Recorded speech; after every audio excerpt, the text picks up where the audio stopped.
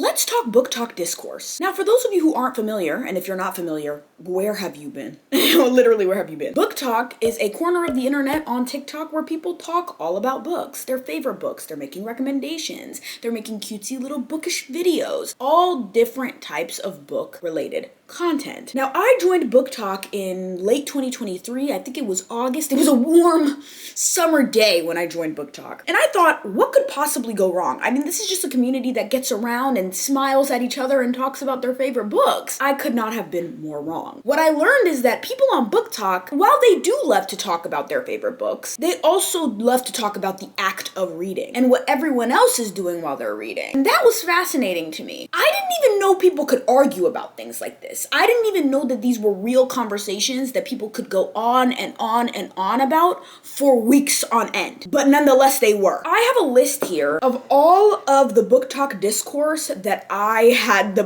pleasure of being graced with over the past about a year and a half. While I was typing some of this stuff down, I was genuinely horrified because I was reading back and I was like, what does a majority of this even mean?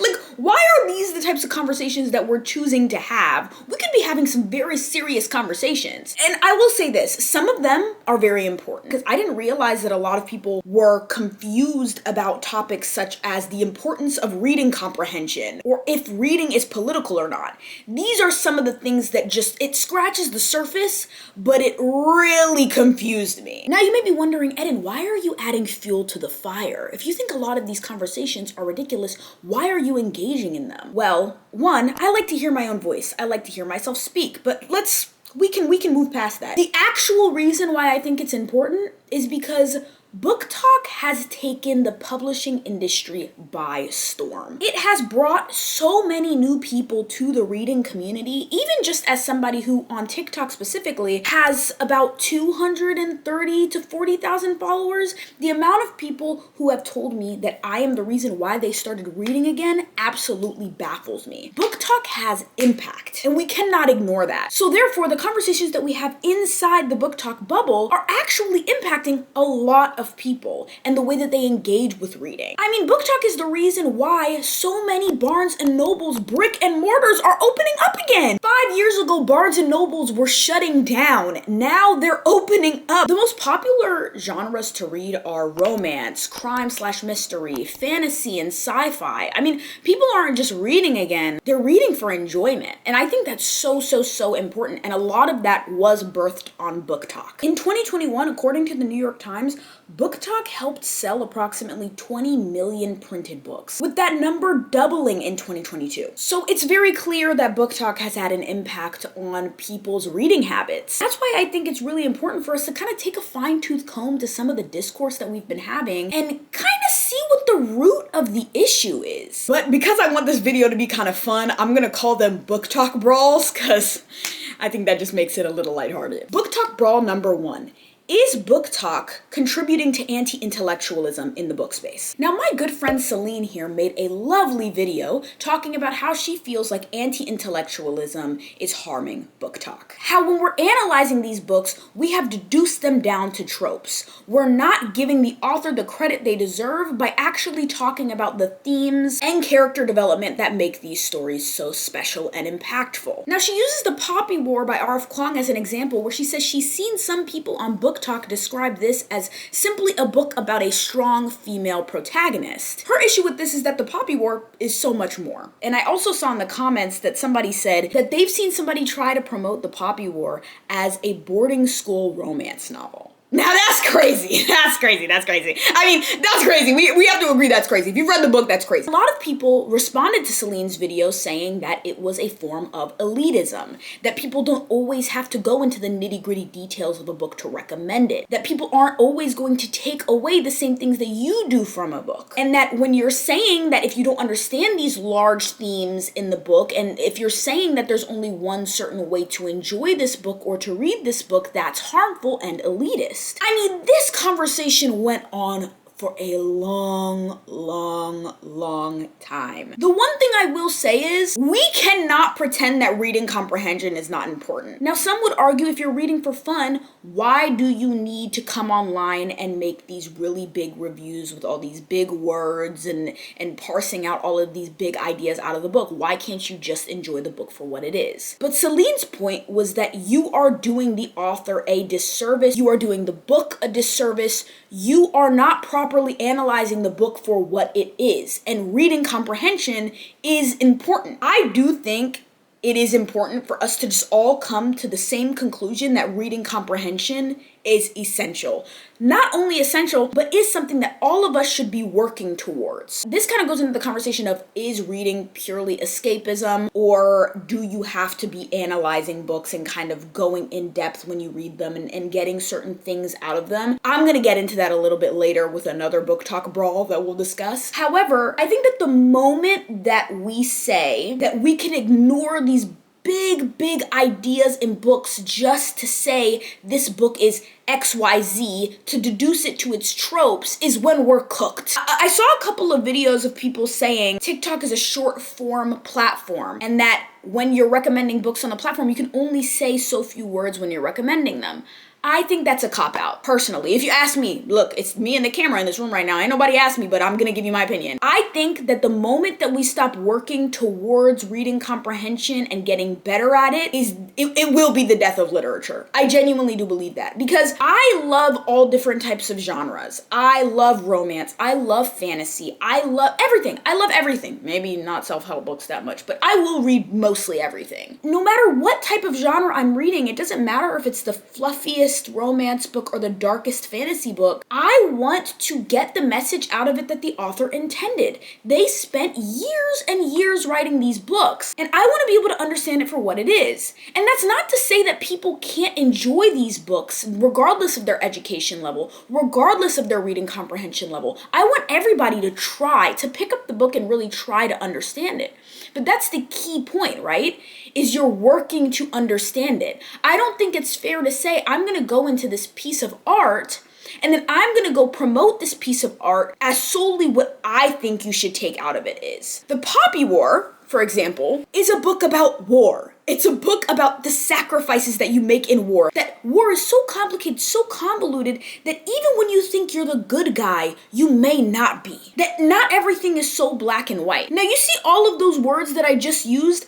I just described the themes of the Poppy War in like a sentence or two. Instead of saying, this is a boarding school romance, which is like literally the tiniest little portion of the book, almost negligible portion of the book, I use those few words to say what the book was actually about. I think I can only describe the book in a few sentences, whatever, is a cop-out because you can just use that time differently. So no, I don't think book talk is killing literacy. I don't think book talk is killing reading comprehension. I think that the ways that people engage with reading for escapism purposes can be harmful. That takes us into book talk brawl number 2. Is reading political? Now, this is a conversation that came to the surface right after the 2024 election because a lot of book talkers decided that they wanted to use their platforms to talk about the current state of the world. Y'all about to make me sound like Jaden Smith. The current economic and political state of the world. Like, yes, we should be talking about it. Jaden was right. So when some book talkers came on Book Talk and just happened to be talking about politics, a lot of people took it upon themselves to come on and say that they don't think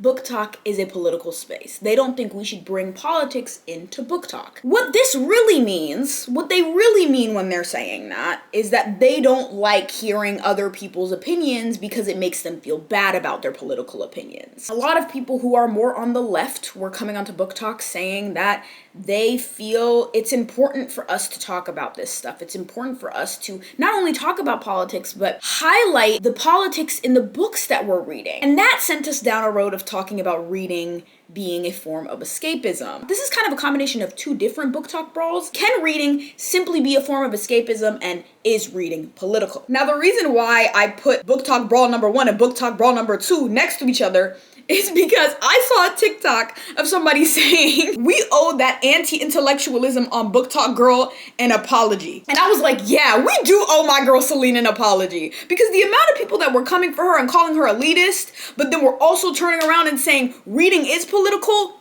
those two things don't exist in the same sphere. You either need to understand that anti-intellectualism is actually a problem on BookTok, or you don't think it's a problem. Because if you do think it's a problem, right, then it would be easier for you to come to the conclusion that reading by nature is political. If you don't think it's a problem, then it doesn't make sense why you would be able to also come to the conclusion that reading is political by nature. Because in order for us to parse out the political themes in books, we need to be willing to engage with them for what they are. We need to be able to talk about the themes that make them political. When it comes to the whole reading is escapism conversation, my question to people would be, what are you running from?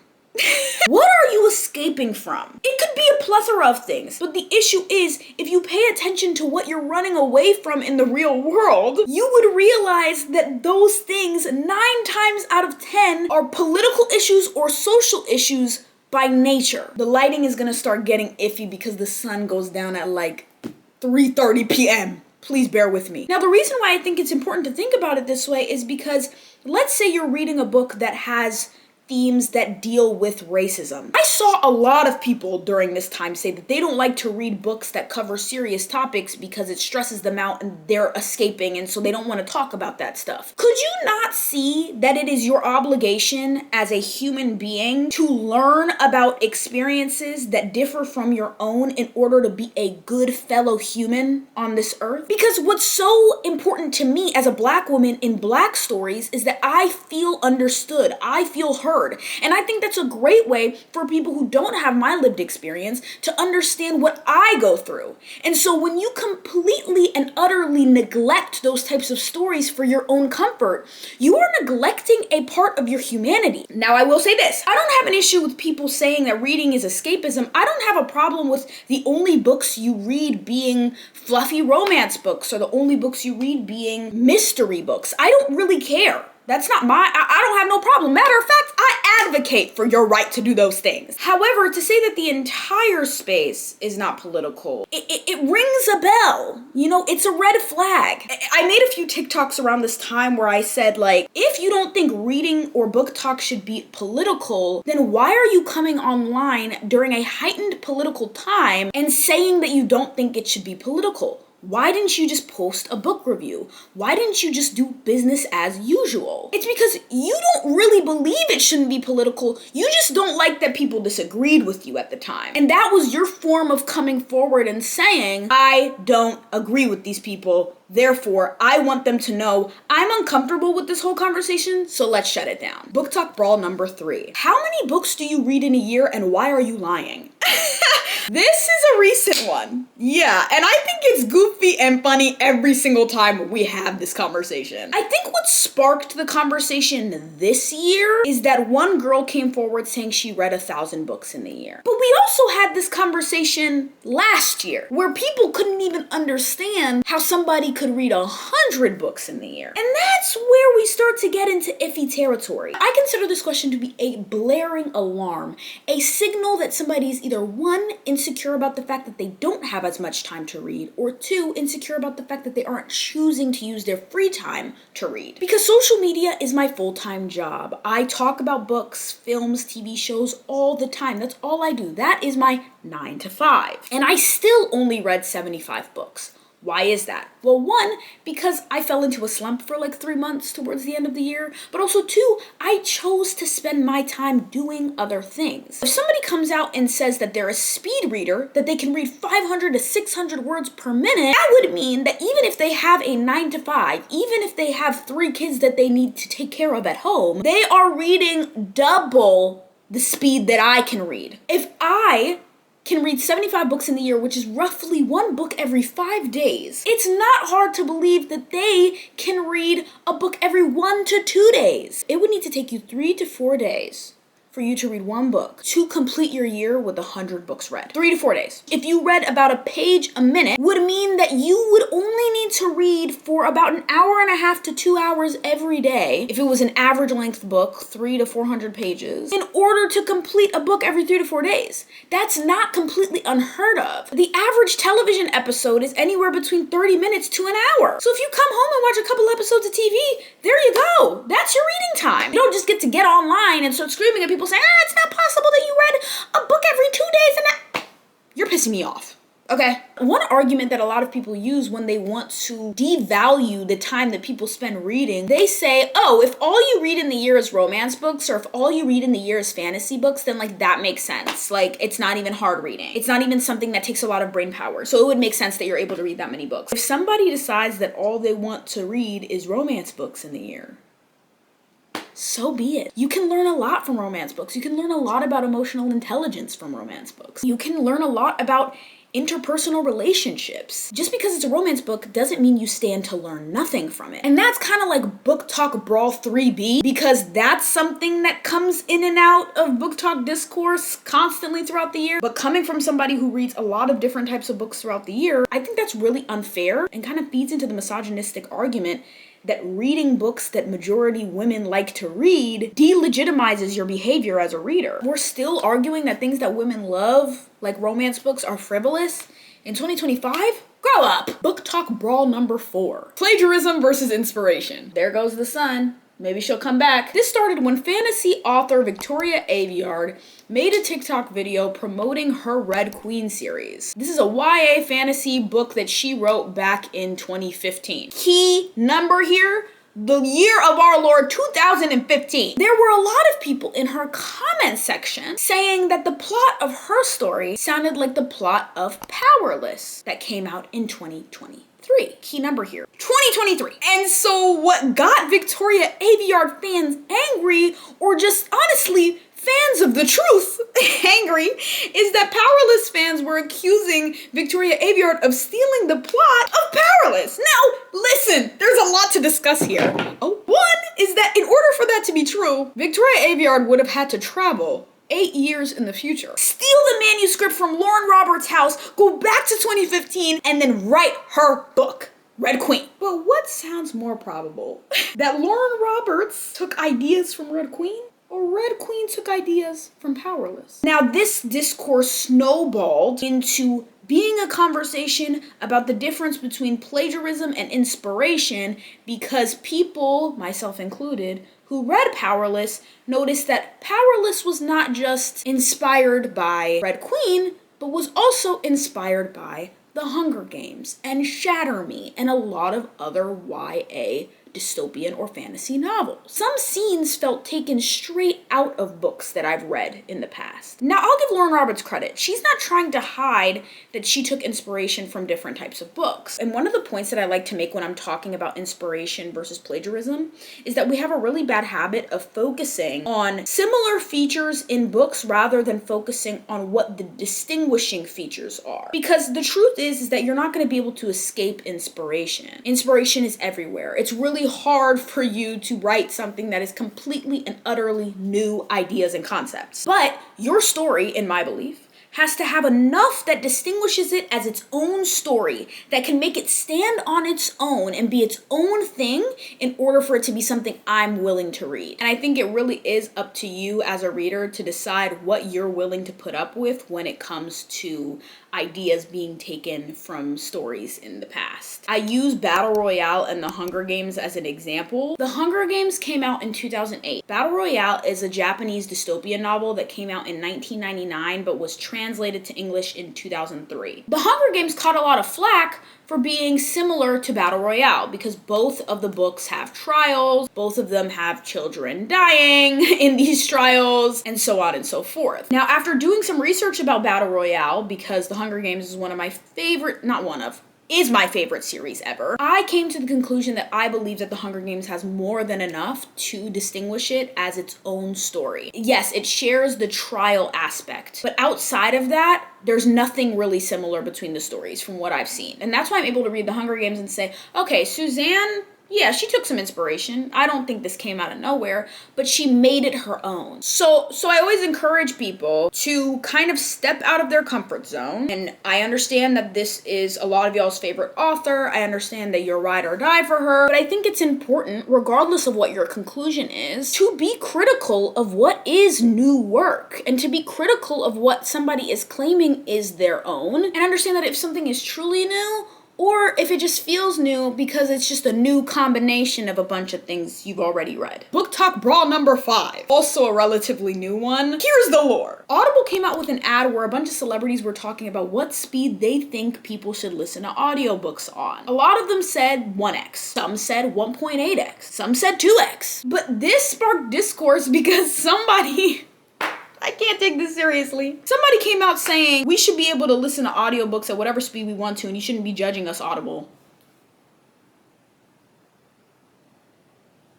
Y'all, we lost the plot. We can't even take a joke anymore. I'm somebody that when I'm immersive reading, if I'm reading a book and listening to the audiobook at the same time, I listen to that book at like 2.8x speed. I'm zooming because that's the speed in which my eyes are reading it. So if it's too slow, I'm gonna get angry very quickly. But when I watched that Audible ad, y'all, I laughed. I think that the anger behind this advertisement is really indicative of how people engage with differing opinions on Book Talk. I mean, we've seen it in so many of the Book Talk brawls that I've talked about already in this video. People don't like to be told that what they're doing is weird to other people. But why does that bother you so much? We really need to get down to the nitty-gritty of that. Does that make you feel like less of a reader?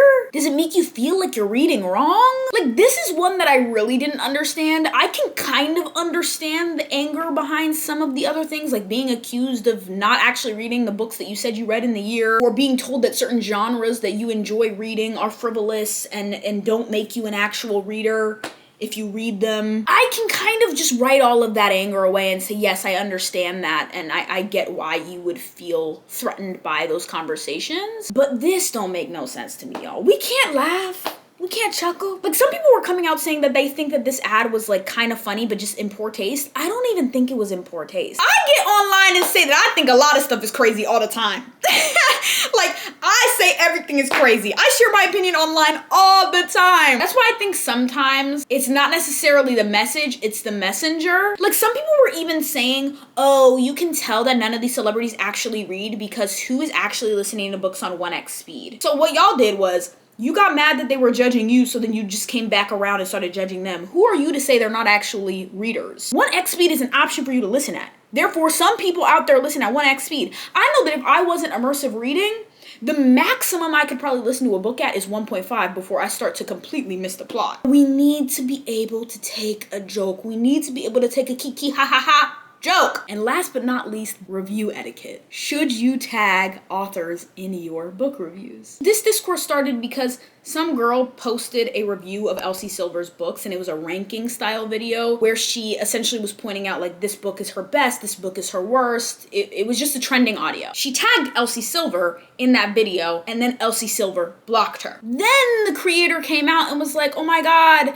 Elsie Silver blocked me for doing this. Like, I feel so bad. And so it started this whole conversation around, should we be tagging authors in book reviews? We leave book reviews on platforms like Fable, Goodreads, Storygraph, you name it. But authors have the option of engaging with that space or not engaging with that space. Nobody's forcing Emily Henry to get on Goodreads and read people's negative reviews of her books or even read positive reviews of her books. But when you tag her in the video, you are making it a point that you want her to see your opinion, good or bad. And that's where I think it's kind of harmful.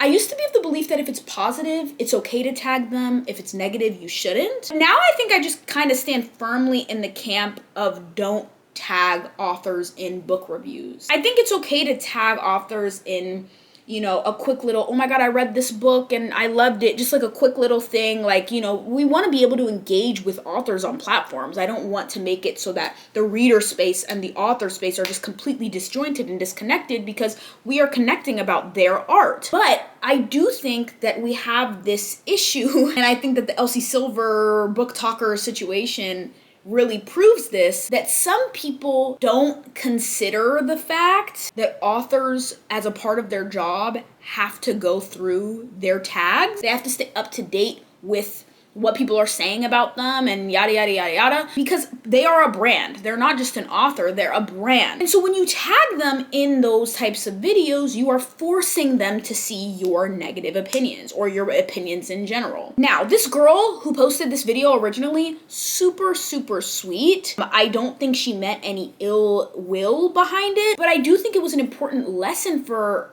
all of us to learn that authors will see your videos, even if you don't tag them.